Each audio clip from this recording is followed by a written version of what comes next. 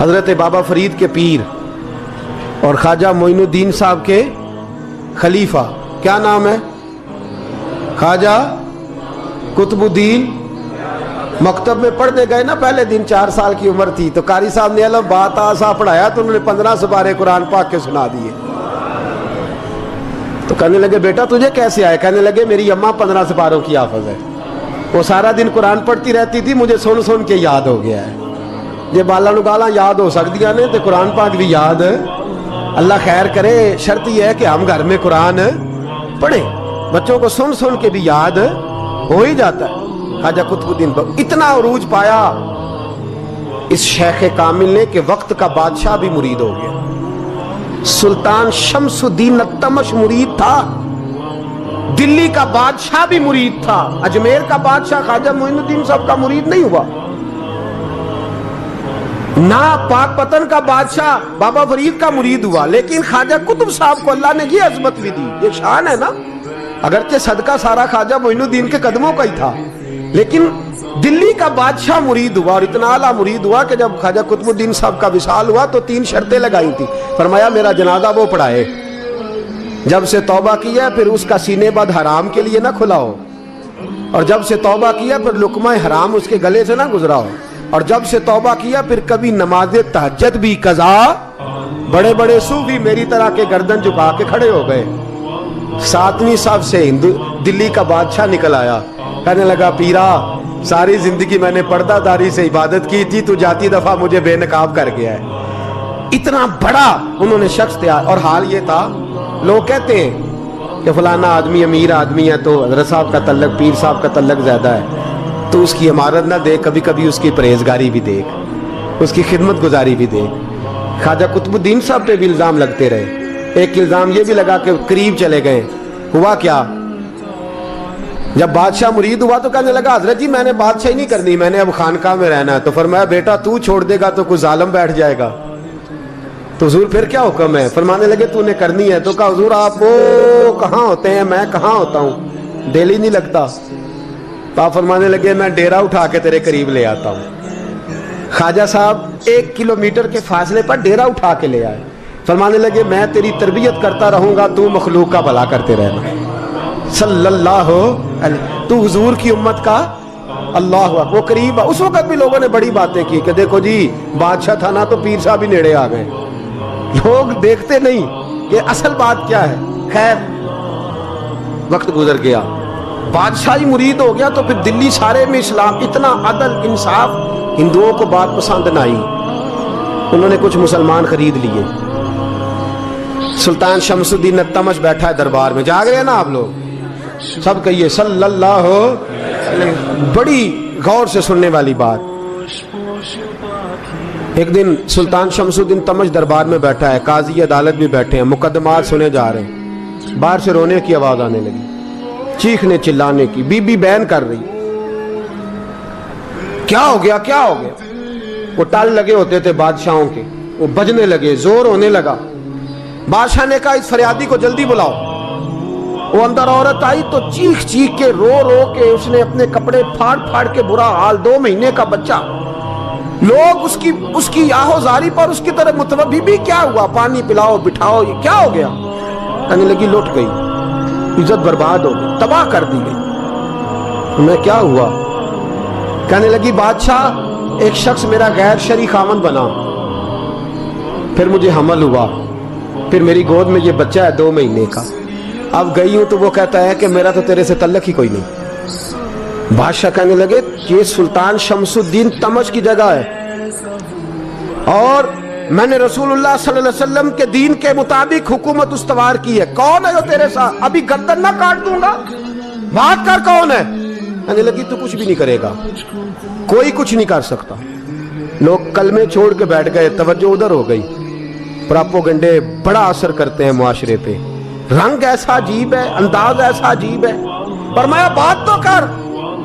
اس عورت کی آواز گونجی تو حالات ہی خراب ہو گئے۔ کہنے لگی بادشاہ حوصلہ پیدا کر سننے کا۔ کہا تو بات کر۔ کہنے لگی میرے گود میں جو بچہ ہے یہ قطب الدین بختیار کاکی کا ہے، یہ تیرے پیر کی ناجائز اولاد ہے، اٹھاؤ, پروفیسر سلیم چشتی نے پی ایچ ڈی کی ہے, وہ لکھ رہے ہیں اس واقعے. تیرے پیر کا ناجائز بچہ ہے.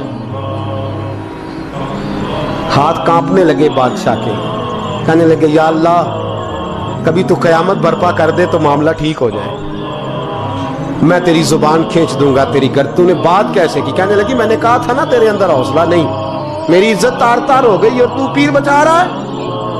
اللہ اکبر.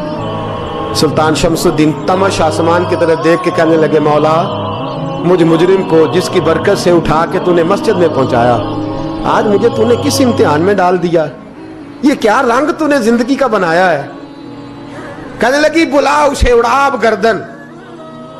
اللہ اکبر. خواجہ قطب الدین بختیار کاکی, ذرا اس جگہ پہ اپنے آپ کو کھڑا کر کے دیکھ میرے دوست. جو شخص دلی کے بازار میں نکلے تو دکانیں بند ہو جائیں, عورتیں گھروں میں گھس جائیں, جس کے نام پر چرچے ہوں دین کے, وہ شخص لاٹھی ٹکاتا ٹکاتا. عرس منانے آسان ہے, ڈھول ڈمکے کر کے گھروں کو جانا آسان ہے, پر ذرا ان کی راہوں کا مسافر تو بن انہوں نے انداز کیا اختیار کیا. حضرت خواجہ قطب الدین بختیار کاکی, خبر پھیل گئی. اتنی شہرت پاکیزگی کی نہیں ہوئی تھی جتنی اس جرم کی ہوئی. لاٹھی ٹکاتے ٹکاتے جب پہنچے نا بادشاہ کے دربار میں, بادشاہ اٹھنے لگا, قاضی اٹھنے لگا, لوگ اٹھنے لگے, تو قطب الدین بختیار کاکی کی آنکھوں میں آنسو آئے. مانے لگے بیٹو بیٹھ جاؤ, آج میں پیر بن کے نہیں آیا, میں مجرم بن کے آیا. اور کہا میرے مالک کا انصاف بھی دیکھو, دلی کا پیر آج دلی کی عدالت میں اپنے نا کردہ جرم کی صفائی دینے آیا ہے. بڑی لاٹھی پہ ٹیک لگائی.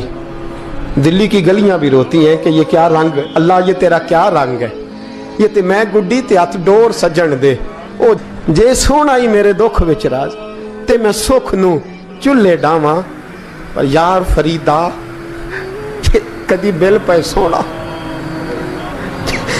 یار فریدا جے کدی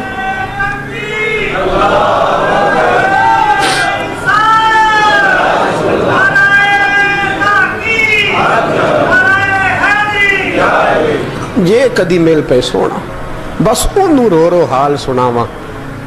ٹیک لگائی ہے, کہنے لگی بی بی بول دے گواہی. کہنے لگی بی بی رب جانتا ہے, رب کا رسول جانتا ہے, پر میں تجھے نہیں جانتا, تو کون ہے؟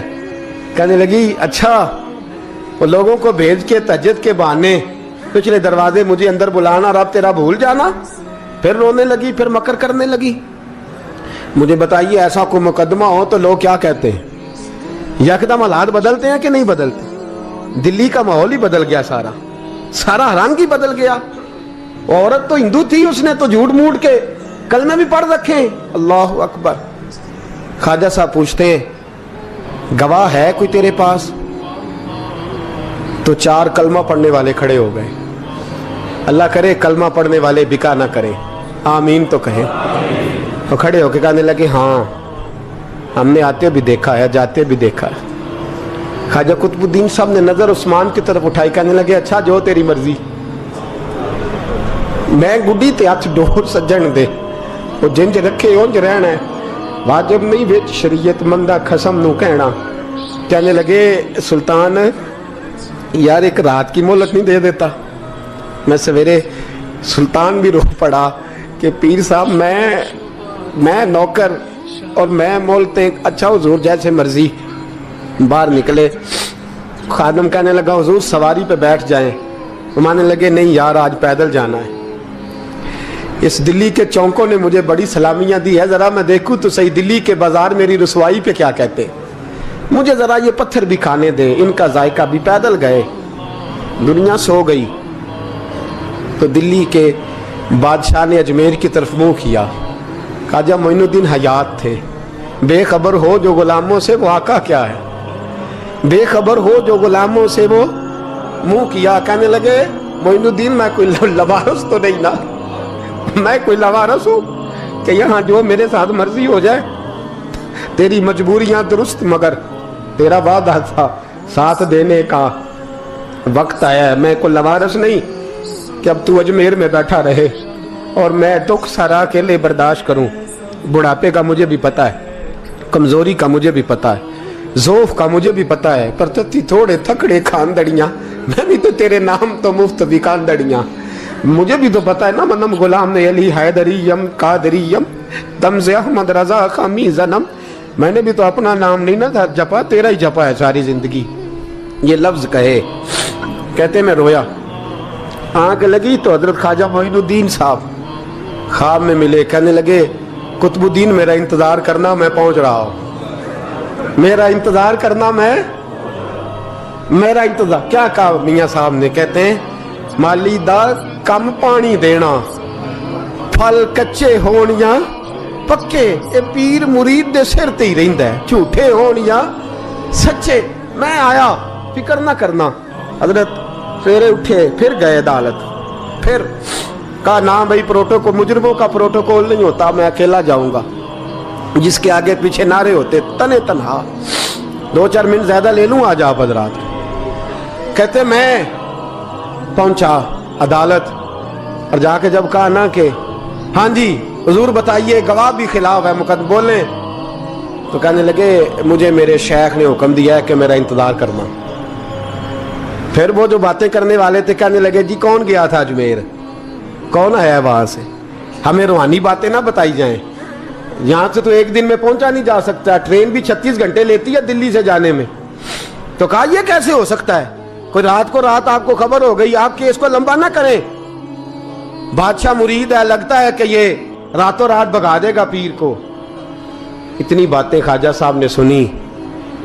जब बेगुनाह आदमी को ये बातें सुननी पड़ती हैं फिर दिल बड़ा टूटता है, फिर बड़ी तकलीफ होती है। हजरत कहने लगे यारो तुम्हारी मर्जी। शमसुद्दीन तमश की आवाज गूंजी, फरमाया जैसे इन्होंने कहा वैसे किया जाएगा।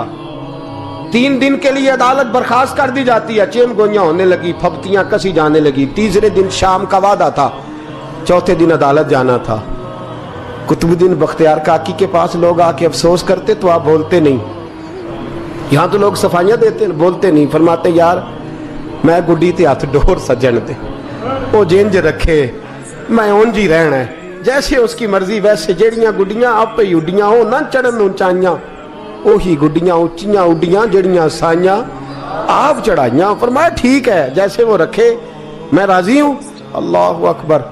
तीसरे दिन की मगरब का वादा था। जब मगरब का सूरज डूब गया ना, बड़े काफले अजमेर से आए पर मोइनुद्दीन ना आया।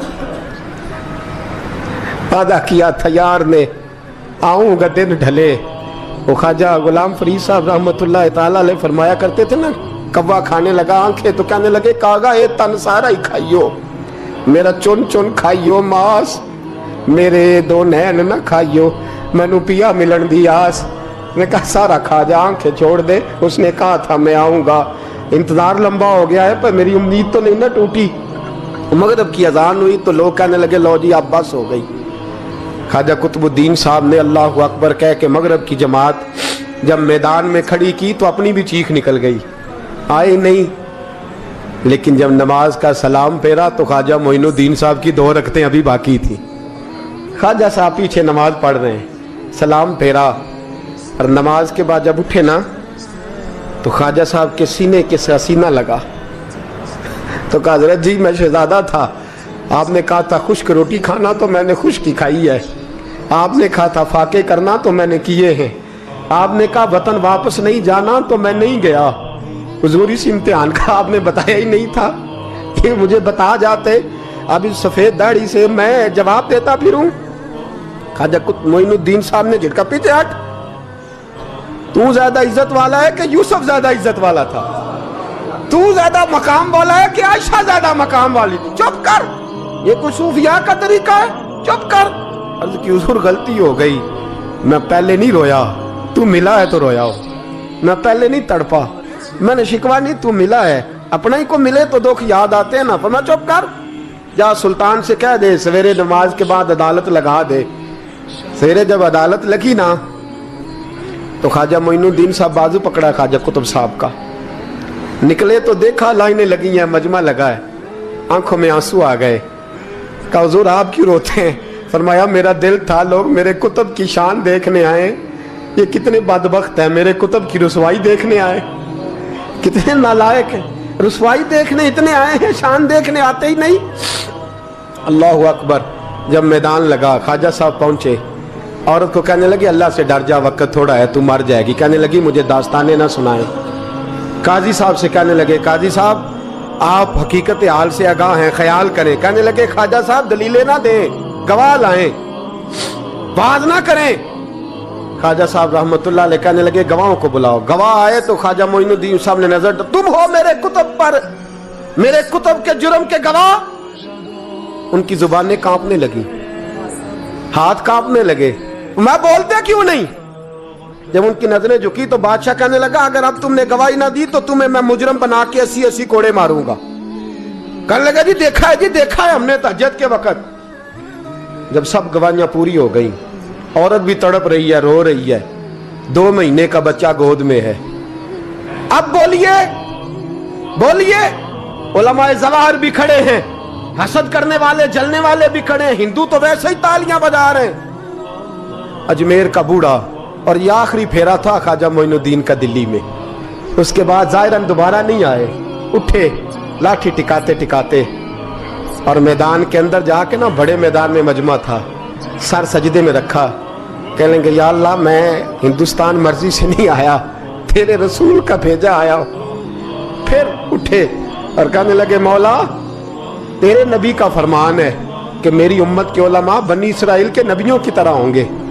अगर यूसुफ के लिए बच्चा बोल सकता है तो मेरे कुतुब के लिए भी बोलना चाहिए। अगर यूसुफ अलैहिस्सलाम के लिए बोल सकता है तो मेरा कुतुबुद्दीन भी सच्चा है। इसके लिए फिर उठे, उस बीबी की तरफ बढ़े। लोग कहने लगे न जाने अब क्या होगा। जब अजमेर के बादशाह ने, अताए रसूल ने, हिंदुल वली ने, इमामुल औलिया ने कपड़ा खींचा और कहने लगे वो बच्चे तू तो जानता है ना तेरा बाप कौन है। 2 महीने का बच्चा। जब नाना बोला तो बीबी कहने लगी अब क्या कर रहे हो, बच्चे भी कभी बोले हैं। मैं बीबी चुप कर, इन्नल्लाह अला कुल्ले शैइन कदीर, मैं कमजोर रब का मानने वाला नहीं, कुदरतों वाले रब का मानने वाला हूँ। वो चाहे तो बच्चे भी बोलते हैं। कुरान कहता है हजरत ईसा बोले थे इन्नी अब्दुल्लाह आतानी अल किताब। मरियम भी तो वली अल्लाह थी, वो नबी तो नहीं थी। अगर वली अल्लाह बनी इसराइल का हो बच्चा बोल सकता है, तो अगर वली अल्लाह मोहम्मद अरबी की उम्मत का हो तो बच्चा फिर भी बोल सकता है। यूं कपड़ा हटाया, बच्चा बोल। 2 महीने का बच्चा मां की गोद में उठ के बैठ गया और बच्चा बोल के कहने लगा अस्सलामु अलैकुम या वलीउल्लाह। जब ये लफ्ज अदा किए तो नारे लगने लगे, लोग रोने लगे। बीबी बेहोश होके गिरी, फरमाने लगे मुझे सलाम ना कर, मेरे कुतुब की बात बता।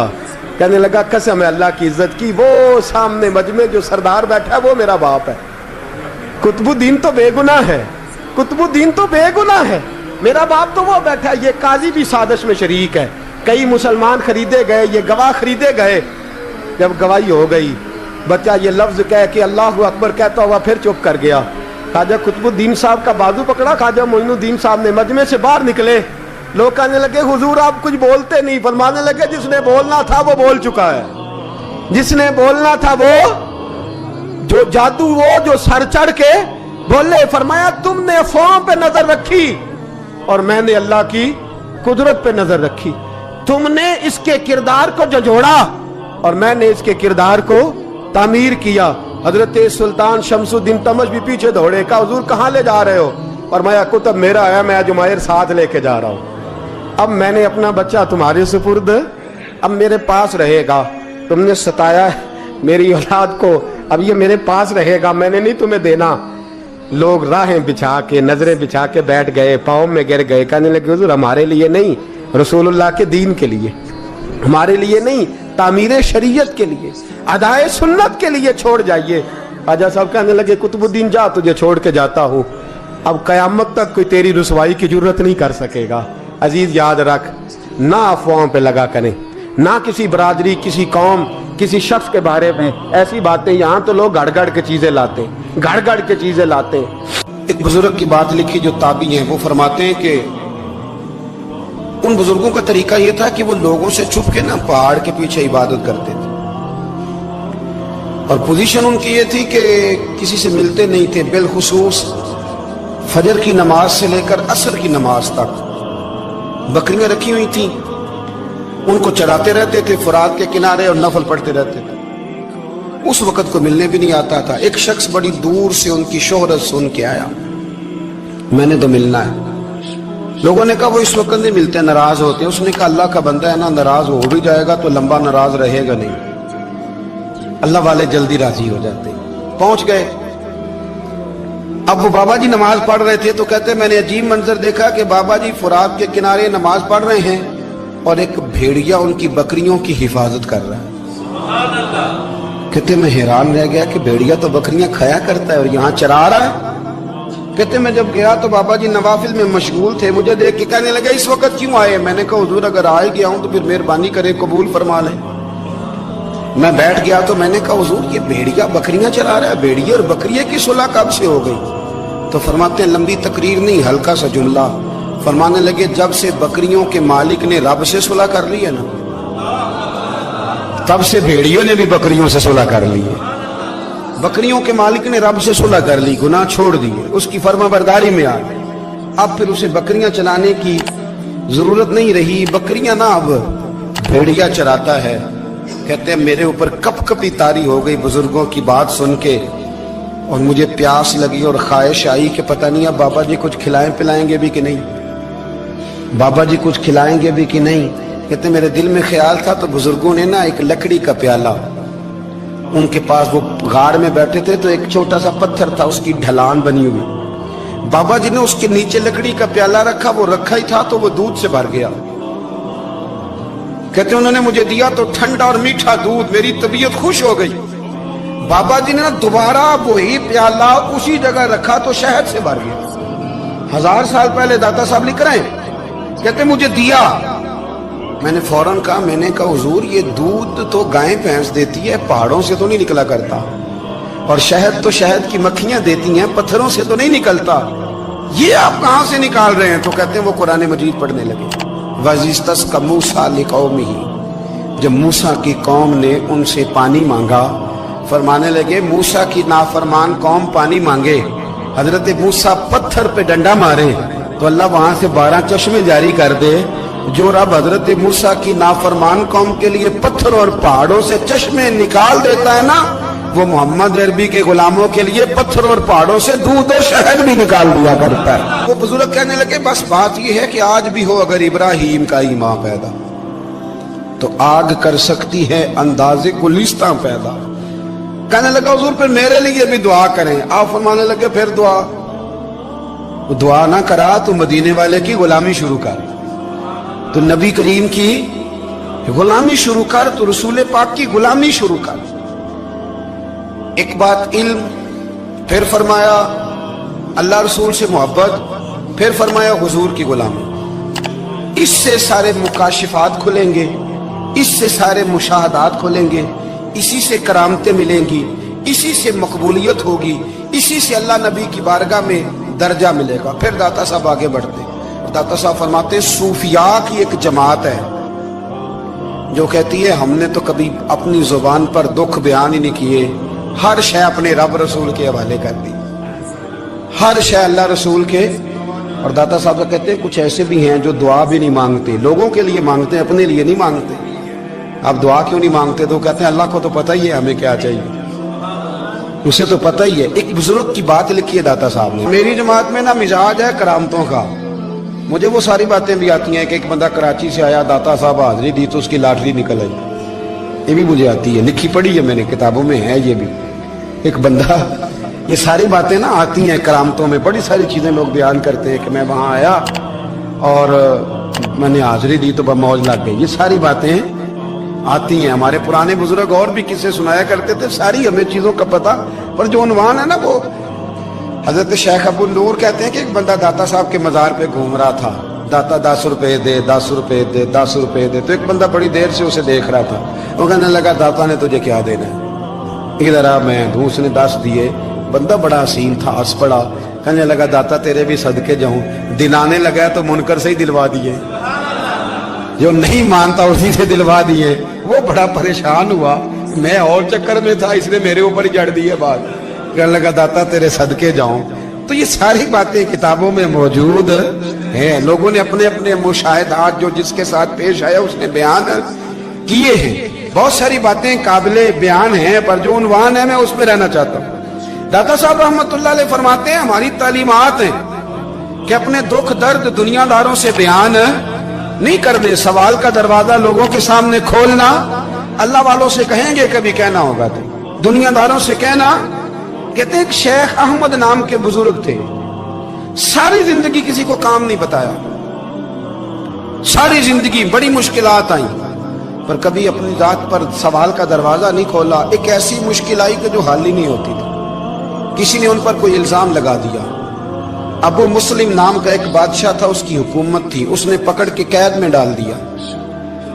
اب قید میں ہیں، جرم لگ گیا ہے، فرد جرم عائد ہو گئی ہے، جیل میں ہیں. لوگ کہنے لگے حضرت جی اپنی صفائی میں کچھ کہیں. فرمانے لگے ساری زندگی بندوں سے کچھ نہیں کہا، اللہ رسول کو پتا ہے میں بے گناہ ہوں، مجھے کہنے کی ضرورت نہیں. داتا گانج بخش علی حجویری نے لکھا ہے، داتا صاحب کہتے ہیں تو یقین کامل تو پیدا کر، تو ایمان تو پختہ کر. داتا صاحب کہتے ہیں وہ ابو مسلم جو بادشاہ تھا وہ نیک آدمی تھا، اسے رات کو خواب میں نبی کریم کی زیارت نصیب ہوئی اور حضور سید عالم صلی اللہ علیہ وسلم فرمانے لگے تو نے اللہ کا ایک نیک بندہ جیل میں ڈال دیا.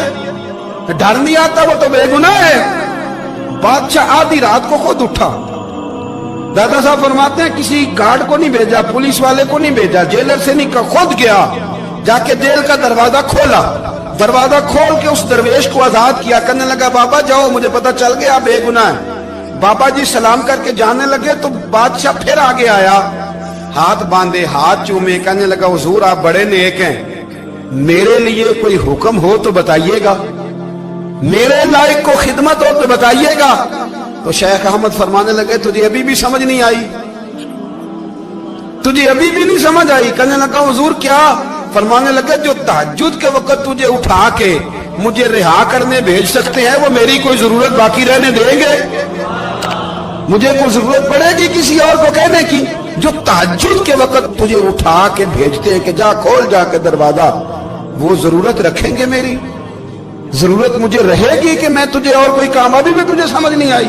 تو داتا علی حجویری رحمت اللہ علیہ فرماتے ہیں اصل میں ہماری طبیعت ہے، ہم نے بندوں سے دل لگا لیا، دل اللہ رسول سے لگا. کسی بندے سے لگانا تو اس سے لگاؤ جو اللہ والا ہو.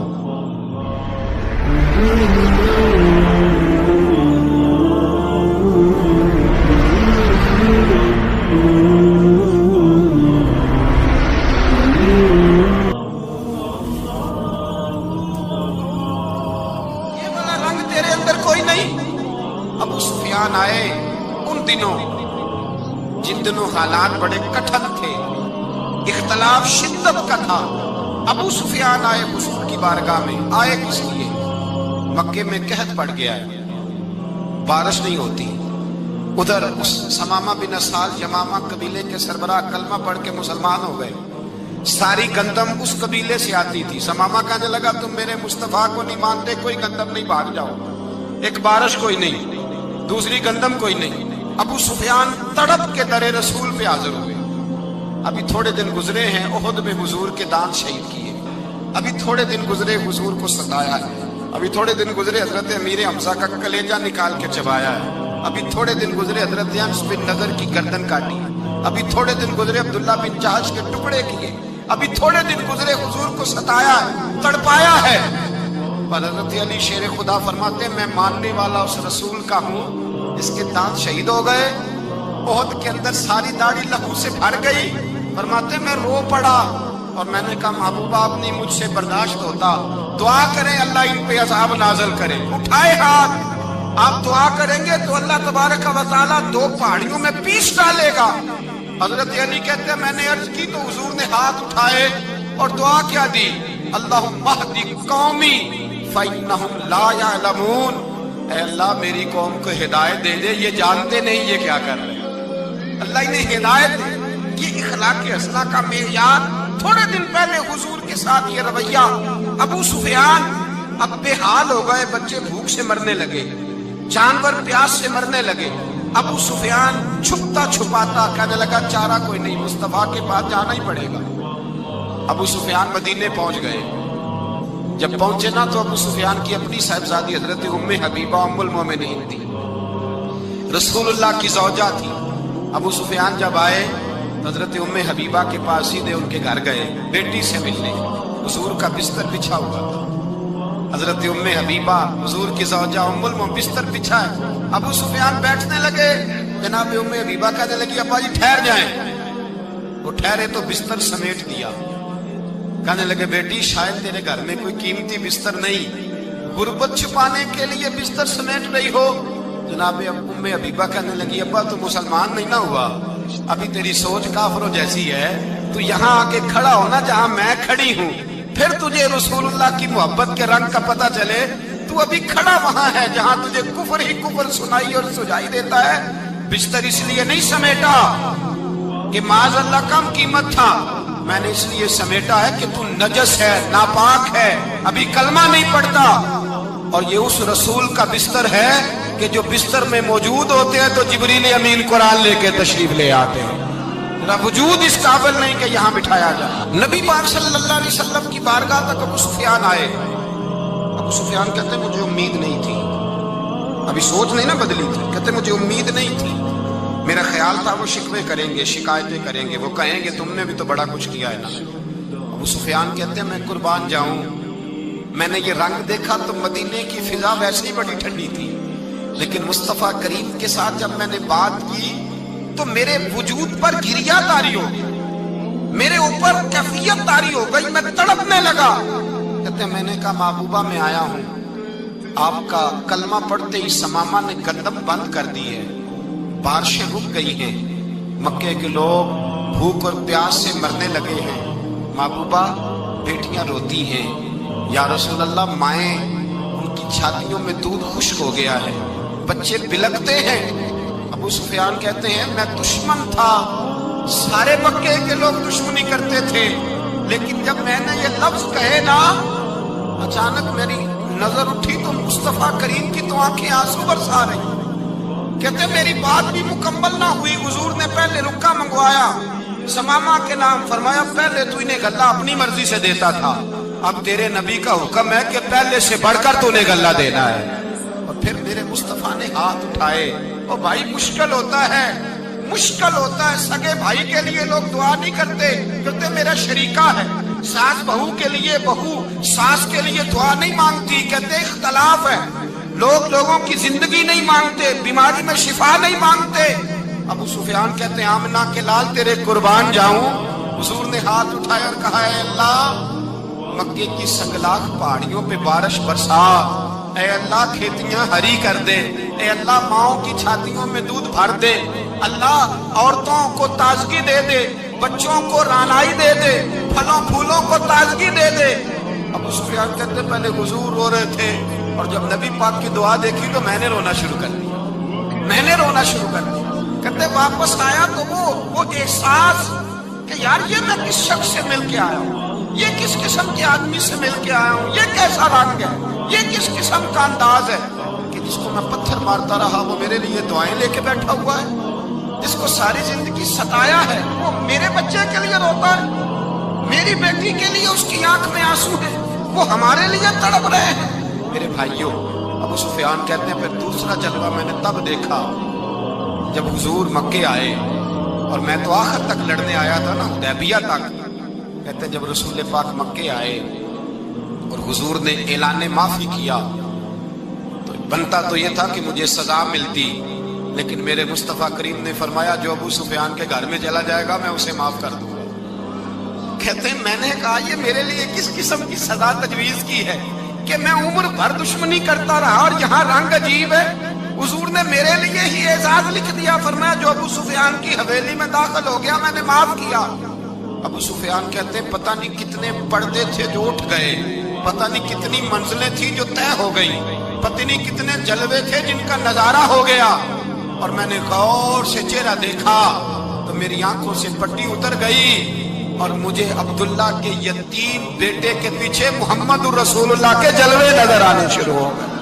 اخلاقی قدریں جب موجود رہتی, یہاں تو لوگ مرے ہوئے شخص کو مارتے ہیں, یہاں تو سڑک پر کتنی کراوٹ ہے, اور کتنا گر گیا ہے اخلاق ان لوگوں کا. ایکسیڈنٹ ہو گیا ہے, ٹرین کی پٹری سے اتر گئی ہے, چیخ و پکار ہے, آہیں ہیں, تڑپنا ہے, رونا ہے, سسکیاں ہے. ماں کا بازو کٹا ہے پر وہ چیختی ہے ذرا میرے بیٹے کا پتہ کرو. باپ کی آنکھوں میں ریت پڑ گئی ہے پر وہ تڑپتا میرا بیٹا تھا. چیخ و پکار ہو رہی ہے. پر ظلم ہے اس قوم کا کہ جو بچانے والے آئے ہیں وہ پہلے آتے ہی ان کی جیبیں ٹٹول رہے ہیں, ان کے بٹوے دیکھ رہے ہیں, گری ہوئی عورتوں کے, یہ آپ اٹھا کر دیکھیے اخبارات, عورتوں کے, گری ہوئی عورتوں کے کانوں سے بالیاں نوچی گئی اور ان کے کان تک کٹ گئے. یہ اس قوم کا حال ہے. اقبال کہتے ہیں جنہیں آتا نہیں دنیا میں کوئی فن تم ہو, اور بیچ کھاتے ہیں جو بزرگوں کا کفن تم ہو. تم وہ لوگ ہو جو کفنوں پہ سودے کرتے ہو, جو قبروں پہ سودے کرتے ہو. یہ لوگ تجارتیں کرتے ہیں, اخلاقی پستی کا یہ عالم کہ لوگ قبروں پہ سجدے کرتے ہیں, بیٹے بیچ کے دہیز خریدتے ہیں. غریب کی بیٹی روز تڑپتی ہے, روتی ہے, روز سسکیاں لیتی ہے کہ کہاں سے وہ دروازہ کھلے گا جب میں بھی جب سہاگن ہوں گی, جب میرا باپ بھی عزت کے ساتھ مجھے رخصت کرے گا. اور غریب آدمی بیٹی کی شادی کے بعد اتنا دکھی رہتا ہے, وہ بھی کم ہی لوگ جانتے ہیں, وہ بھی وہی لوگ جانتے ہیں جو اس منظر سے گزرتے ہیں. ہمارا اخلاقی معاملہ اس قدر زیادہ تباہی کا شکار ہے. میرے مصطفیٰ کریم سید عالم نور مجسم صلی اللہ علیہ وسلم جذبات کا خیال رکھتے, احساسات کا خیال رکھتے, تصورات کا. او بھائی اس سے بڑا اخلاق کا مظاہرہ کہاں سے لینے جاؤ گے کہ آمنہ کے لال فرماتے ہیں میرا دل کرتا ہے نماز لمبی پڑھاؤں, نماز اللہ کی نماز, دل کرتا ہے لمبی نماز پڑھاؤں.